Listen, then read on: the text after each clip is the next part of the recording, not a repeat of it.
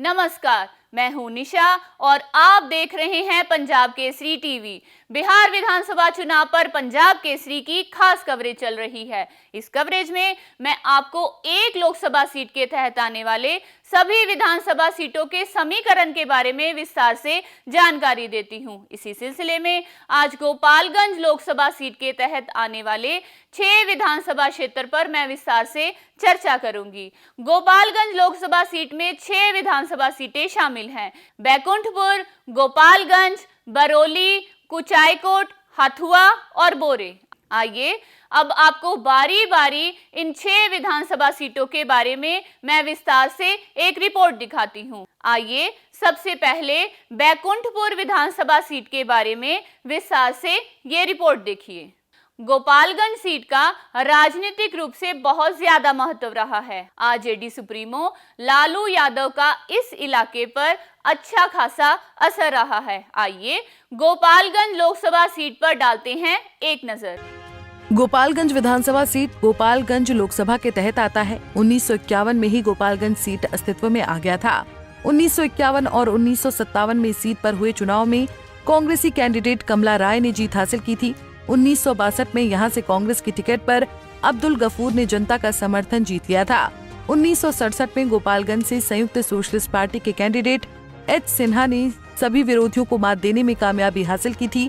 1969 और 1972 के चुनाव में यहां से कांग्रेसी कैंडिडेट राम दुलारी ने जनता का समर्थन हासिल कर लिया था।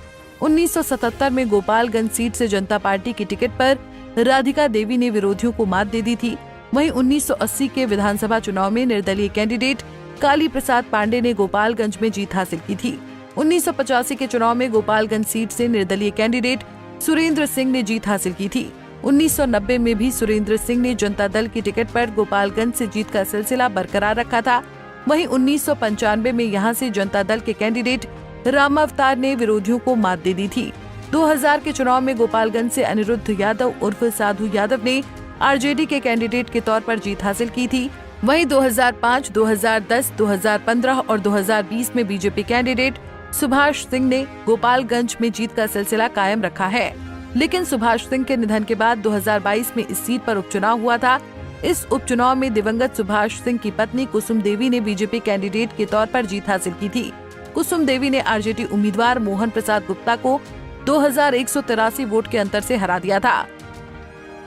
वहीं 2020 के विधानसभा चुनाव में गोपालगंज सीट पर बीजेपी कैंडिडेट सुभाष सिंह ने जीत का परचम लहराया था। सुभाष सिंह को 77,791 वोट मिला था, तो बीएसपी उम्मीदवार साधु यादव 41,039 वोट लाकर दूसरे स्थान पर रहे थे। सुभाष सिंह ने साधु यादव को 36,752 वोट के बड़े अंतर से हराया था। वहीं कांग्रेस उम्मीदवार आसिफ गफूर 36,460 वोट लाकर तीसरे स्थान पर रहे थे। वहीं 2015 के विधानसभा चुनाव में गोपालगंज सीट से बीजेपी कैंडिडेट सुभाष सिंह ने जीत हासिल की थी। सुभाष सिंह को 78,491 वोट मिला था, तो आरजेडी कैंडिडेट रियाजुल हक को 73,417 वोट ही मिल पाया था। इस तरह से सुभाष सिंह ने रियाजुल हक को 5,074 वोट के अंतर से हरा दिया था। वहीं बीएसपी कैंडिडेट जय हिंद प्रसाद 3,565 वोट के साथ तीसरे स्थान पर रहे थे। वहीं 2010 के विधानसभा चुनाव में गोपालगंज सीट से बीजेपी कैंडिडेट सुभाष सिंह ने जीत हासिल की थी। सुभाष सिंह को 58,010 वोट मिला था, तो आरजेडी कैंडिडेट रियाजुल हक ने 42,117 वोट हासिल किया था। इस तरह से सुभाष सिंह ने रियाजुल हक को 15,893 वोट के बड़े अंतर से हरा दिया था। वहीं कांग्रेसी कैंडिडेट अनिरुद्ध प्रसाद उर्फ साधु यादव 8,488 वोट लाकर तीसरे स्थान पर रहे थे। वहीं 2005 के विधानसभा चुनाव में गोपालगंज सीट से बीजेपी कैंडिडेट सुभाष सिंह ने जीत हासिल की थी। सुभाष सिंह को 39,205 वोट मिला था, तो वहीं बीएसपी कैंडिडेट रियाजुल हक ने 31,271 वोट हासिल किया था। इस तरह से सुभाष सिंह ने रियाजुल हक को 7,934 वोट के अंतर से हरा दिया था। वहीं RJD candidate Dhruvnath Chaudhary 21,894 vote लाकर तीसरे स्थान पर रहे थे। गोपालगंज विधानसभा सीट पर वैश्य वोटरों की काफी अहम भूमिका है। पिछले उपचुनाव में आरजेडी ने वैश्य उम्मीदवार को यहां से टिकट दिया था। हालांकि इसके बावजूद आरजेडी के कैंडिडेट कम मार्जिन से चुनाव हार गए थे, मगर इस बार भी आरजेडी ने वैश्य उम्मीदवार उतारा, तो बीजेपी कैंडिडेट को यहां मुश्किलों का सामना करना पड़ सकता है। गोपालगंज के बाद बरौली विधानसभा सीट के समीकरण पर देखिए ये खास रिपोर्ट। बरौली विधानसभा सीट गोपालगंज लोकसभा के तहत आता है। 1951 में ही बरौली सीट अस्तित्व में आ गया था। 1951 में इस सीट पर हुए पहले विधानसभा चुनाव में कांग्रेसी कैंडिडेट अब्दुल गफ्फार मियां ने बरौली में जीत हासिल की थी। वहीं 1957 में हुए चुनाव में बरौली सीट से कांग्रेसी कैंडिडेट अब्दुल गफूर ने जीत हासिल की थी। 1962 में बरौली सीट से कांग्रेसी कैंडिडेट गोरख राय ने जनता का समर्थन जीत लिया था। 1967 में निर्दलीय कैंडिडेट बी राय ने सभी विरोधियों को मात देने में कामयाबी हासिल की थी। 1969 में यहां से सीपीआई कैंडिडेट बिजुल सिंह ने जनता का समर्थन हासिल कर लिया था। 1967 में निर्दलीय कैंडिडेट बी राय ने सभी विरोधियों को मात देने में कामयाबी हासिल की थी। 1969 में यहां से सीपीआई कैंडिडेट बिजुल सिंह ने जनता का समर्थन हासिल कर लिया था। 1972 में बरौली सीट से एनसीओ की टिकट पर ब्रिज किशोर नारायण ने विरोधियों को मात दे दी थी। वहीं 1977 और 1980 के विधानसभा चुनाव में कांग्रेसी कैंडिडेट अदनान खान ने जीत हासिल की थी। 1990 में बरौली सीट से निर्दलीय कैंडिडेट ध्रुवनाथ चौधरी ने जीत हासिल की थी। वहीं 1995 में इस सीट से जनता दल के कैंडिडेट मोहम्मद नेमतुल्लाह ने जीत का परचम लहरा दिया था। 2000, 2005 और 2010 के विधानसभा चुनाव में बरौली सीट से बीजेपी के कैंडिडेट राम प्रकाश राय ने जनता का समर्थन हासिल किया था। लेकिन 2015 के चुनाव में आरजेडी की टिकट पर मोहम्मद नेमतुल्लाह ने बरौली में विरोधियों को करारी शिकस्त दे दी थी। वहीं 2020 के चुनाव में बरौली में बीजेपी की टिकट पर राम प्रवेश राय ने यहां बाजी पलट दी थी। वहीं 2020 के विधानसभा चुनाव में बरौली सीट पर बीजेपी कैंडिडेट राम प्रवेश राय ने जीत का परचम लहराया था। राम प्रवेश राय को 81,956 वोट मिले थे, तो आरजेडी कैंडिडेट रियाजुल हक 67,801 वोट लाकर दूसरे स्थान पर रहे थे। इस तरह से राम प्रवेश राय ने रियाजुल हक को 14,155 वोट के मार्जिन से मात दे दी थी। वहीं निर्दलीय कैंडिडेट रुदल महतो 5,037 वोट लाकर तीसरे स्थान पर रहे थे। वहीं 2015 के विधानसभा चुनाव में बरौली सीट से आरजेडी कैंडिडेट मोहम्मद नेमतुल्लाह ने जीत हासिल की थी। मोहम्मद नेमतुल्लाह को 61,690 वोट मिले थे, तो बीजेपी कैंडिडेट राम प्रकाश राय को 61,186 वोट ही मिल पाया था। इस तरह से मोहम्मद नेमतुल्लाह ने राम प्रकाश राय को महज 504 वोट के अंतर से हरा दिया था। वहीं अनिरुद्ध प्रसाद उर्फ साधु यादव 3,914 वोट के साथ तीसरे स्थान पर रहे थे। वहीं 2010 के विधानसभा चुनाव में बरौली सीट से बीजेपी कैंडिडेट राम प्रकाश राय ने जीत हासिल की थी। राम प्रकाश राय को 45,234 वोट मिले थे, तो आरजेडी कैंडिडेट मोहम्मद नेमतुल्लाह ने 34,820 वोट हासिल किया था। इस तरह से राम प्रकाश राय ने मोहम्मद नेमतुल्लाह को 10,414 वोट के बड़े अंतर से हरा दिया था। वहीं BSP candidate Jitendra Prasad 10,591 vote लाकर तीसरे स्थान पर रहे थे। वहीं 2005 के विधानसभा चुनाव में बरौली सीट से बीजेपी कैंडिडेट राम प्रकाश राय ने जीत हासिल की थी। राम प्रकाश राय को 38,235 वोट मिले थे, तो आरजेडी कैंडिडेट मोहम्मद नेमतुल्लाह को 37,081 वोट ही मिल पाया था। इस तरह से ओम प्रकाश राय ने मोहम्मद नेमतुल्लाह को 1,154 वोट से हरा दिया था। वहीं बीएसपी कैंडिडेट आफ्ताब आलम 10,042 वोट लाकर तीसरे स्थान पर रहे थे। बरौली विधानसभा सीट पर मुस्लिम और यादव की संख्या अच्छी खासी है। साथ ही राजपूत, ब्राह्मण, कोयरी, रविदास और पासवान वोटरों की संख्या भी निर्णायक स्थिति में है। राम प्रवेश राय के जरिए बीजेपी ने पिछली बार यादव वोट बैंक में भी सेंध लगाई थी। अगर इस बार भी बीजेपी ने राम प्रवेश राय को टिकट दिया तो यहां से आरजेडी को मुश्किलों का सामना करना पड़ सकता है। अब कुचायकोट विधानसभा सीट के समीकरण पर डालते हैं एक नजर। विधानसभा कुचायकोट। कुचायकोट विधानसभा सीट गोपालगंज लोकसभा के तहत आता है। 1951 में ही कुचायकोट सीट अस्तित्व में आ गया था। 1951 में इस सीट पर हुए पहले विधानसभा चुनाव में कांग्रेसी कैंडिडेट शिव कुमार पाठक ने जीत हासिल की थी। वहीं 1957 में हुए चुनाव में कुचायकोट सीट से कांग्रेसी कैंडिडेट वाचस्पति शर्मा ने जनता का समर्थन हासिल कर लिया था। 1962 में यहां से कांग्रेस के टिकट पर शिव कुमार पाठक ने सभी विरोधियों को शिकस्त देने में कामयाबी हासिल की थी। 1967 में कुचायकोट से निर्दलीय कैंडिडेट एन राय ने सभी विरोधियों को मात देने में कामयाबी हासिल की थी। वहीं 1969 और 1972 के विधानसभा चुनाव में कुचायकोट से नगीना राय ने ही जीत का परचम लहराया था। 1969 में जाप के टिकट पर नगीना राय ने विरोधियों को मात दे दिया था। 1972 में जहां कांग्रेस के टिकट पर नगीना राय ने जनता का समर्थन हासिल कर लिया था, वहीं कुचायकोट में 2010, 2015 और 2020 में जेडीयू की टिकट पर अमरेंद्र कुमार पांडे ने अपनी जीत का सिलसिला कायम रखा था। वहीं 2020 के विधानसभा चुनाव में कुचायकोट सीट पर जेडीयू उम्मीदवार अमरेंद्र कुमार पांडे ने जीत का परचम लहराया था। अमरेंद्र कुमार पांडे को 74,359 वोट मिला था, तो कांग्रेस कैंडिडेट काली प्रसाद पांडे 53,729 वोट लाकर दूसरे स्थान पर रहे थे। इस तरह से अमरेंद्र कुमार पांडे ने काली प्रसाद पांडे को 20,630 वोट के बड़े मार्जिन से हरा दिया था। वहीं RLSP candidate Sunita Devi 33,533 vote लाकर तीसरे स्थान पर रही थीं। वहीं 2015 के विधानसभा चुनाव में कुचायकोट सीट से जेडीयू कैंडिडेट अमरेंद्र कुमार पांडे ने जीत हासिल की थी। अमरेंद्र कुमार पांडे को 72,224 वोट मिला था, तो एलजेपी कैंडिडेट काली प्रसाद पांडे को 68,662 वोट ही मिल पाया था। इस तरह से अमरेंद्र कुमार पांडे ने काली प्रसाद पांडे को 3,562 वोट के अंतर से हरा दिया था। वहीं 7,512 वोटों के साथ नोटा तीसरे स्थान पर रहा था। वहीं 2010 के विधानसभा चुनाव में कुचायकोट सीट से अमरेंद्र कुमार पांडे ने जीत हासिल की थी।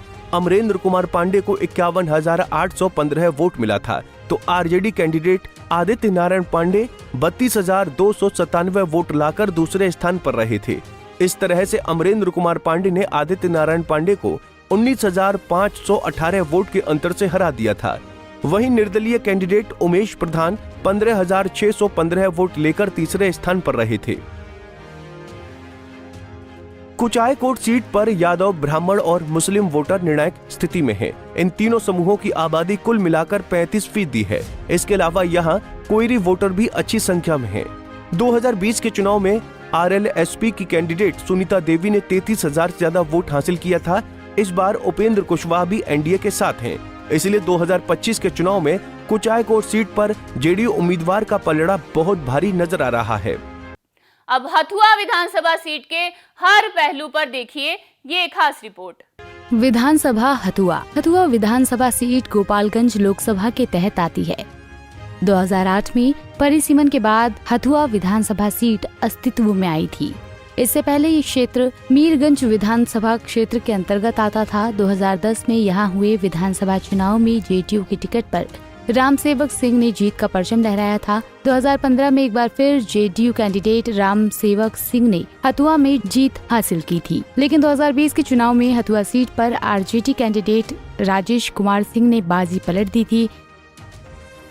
वहीं 2020 के विधानसभा चुनाव में हथुआ सीट पर आरजेडी उम्मीदवार राजेश कुमार सिंह ने जीत का परचम लहराया था। राजेश कुमार सिंह को 86,731 वोट मिले थे, तो JDU candidate Ramsevak Singh 56,204 vote लाकर दूसरे स्थान पर रहे थे।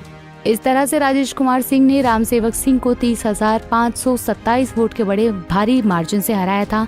वहीं एलजेपी कैंडिडेट रामदर्शन प्रसाद 9,894 वोट लाकर तीसरे स्थान पर रहे थे।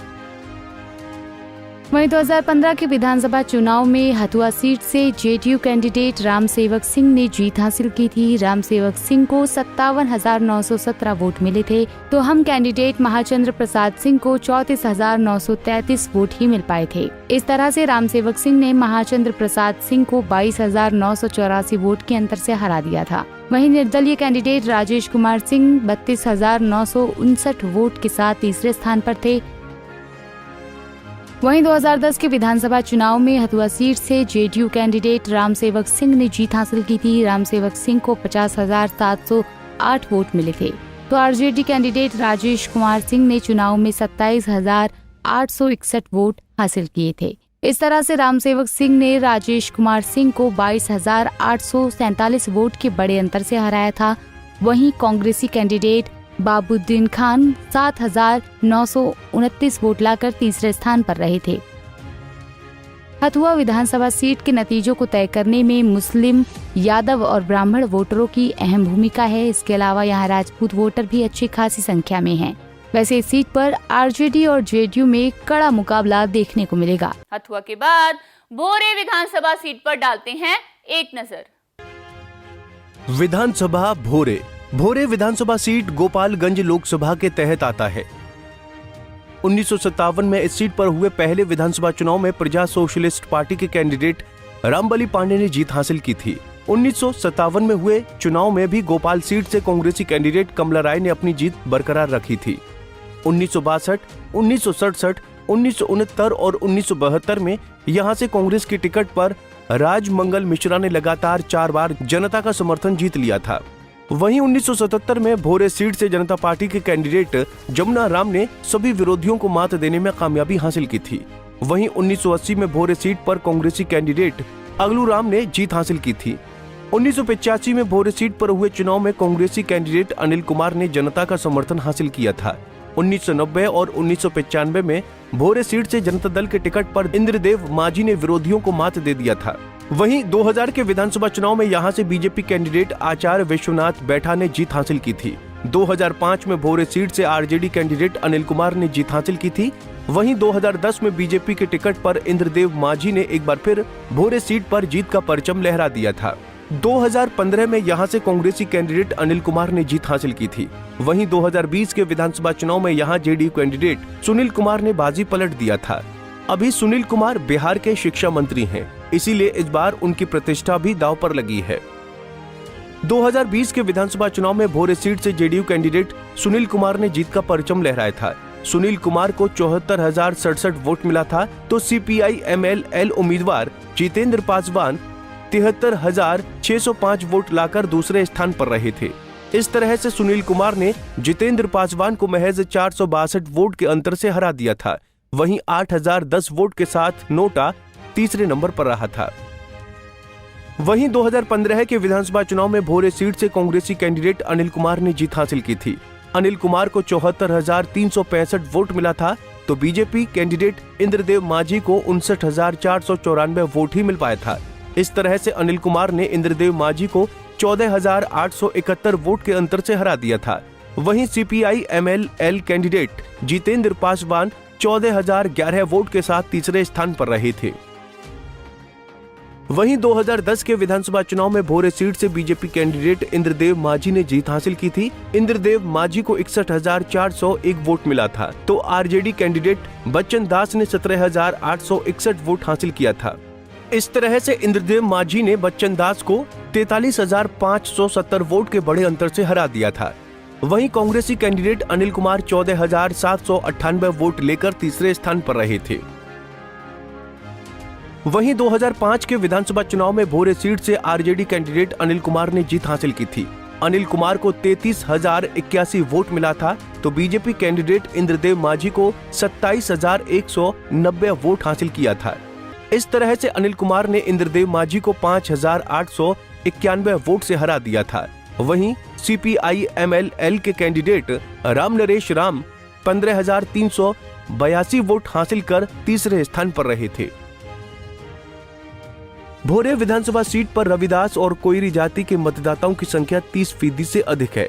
वहीं यहाँ मुस्लिम और यादव वोटरों की भी अच्छी खासी संख्या है। पिछली बार जेडीयू और लेफ्ट कैंडिडेट के बीच कांटे की टक्कर देखने को मिली थी, इसीलिए इस बार दोनों पार्टियों के उम्मीदवारों के बीच कड़ा मुकाबला होना तय है। आज आपको गोपालगंज लोकसभा सीट के तहत आने वाले सभी विधानसभा सीटों के हर पहलू पर विस्तार से रिपोर्ट दिखाई गई। आगे किसी और लोकसभा सीट के तहत आने वाले विधानसभा सीटों पर हमारी विशेष चर्चा जारी रहेगी। तब तक आप तमाम खबरों के लिए देखते रहिए पंजाब केसरी टीवी। नमस्कार। हमसे जुड़े रहने के लिए हमारे YouTube चैनल को सब्सक्राइब करें और नई वीडियो की नोटिफिकेशन के लिए बेल आइकॉन को दबाएं।